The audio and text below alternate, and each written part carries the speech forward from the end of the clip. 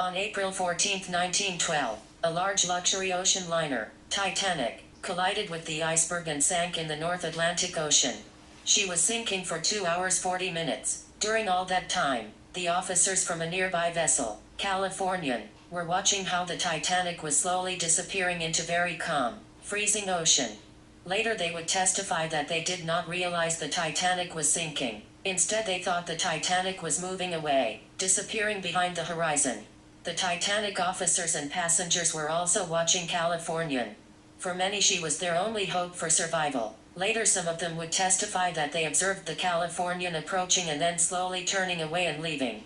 Ever since the researchers have tried to explain how stopped Californian could have appeared approaching and leaving. Except for slow swinging, the Californian was stopped for the whole night. Some believe the ship observed from the Titanic was not Californian at all, but a third, mystery ship. Others argued that the appearance of the approaching and leaving of the stopped Californian was due to a super refraction. Neither theory was able to account for everything. However, what if the Californian was really closing in, then turning away, and leaving due to the action of the currents? Some investigators and authors did consider currents affecting the involved vessel's drift, but nobody thought of a possibility that the currents could have affected the Titanic and Californian in a different way. In fact, in his book Titanic and the Mystery Ship, Maloney, a well-known advocate of a mystery ship theory, writes, "If the Titanic was Californian's nearby ship, then the Californian was in a current as localized as a tiny river eddy, rather than the center of the North Atlantic."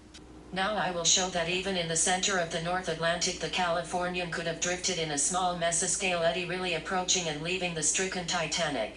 The currents in the area of the disaster are swirling in every direction just as the galaxies are in the famous Vincent van Gogh painting The Starry Night. The officers of the International Ice Patrol are personally familiar with these eddies. On our westward trip we drifted well to the southward for some unaccountable reason. The effects of the currents were most irregular, being, at times, diametrically opposite in directions with no apparent reason. The interactions of these currents also create small-scale features that are very difficult to represent with a mathematical drift model.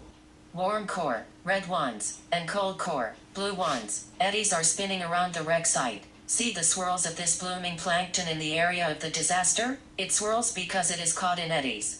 On the night of the disaster, besides regular eddies that are always present to some degree, there were both cyclonic and anticyclonic eddies in the frontal areas between ice field and the ocean. Such eddies could be only 2-3 kilometers in diameter. Californian could have been caught in one of these eddies. She was closer to the ice field than the Titanic was. If so, she would have drifted in circles, first approaching to and then leaving the Titanic. Unusual and unpredictable currents in the area of the disaster might also help to explain the discrepancies in the Titanic's SOS position.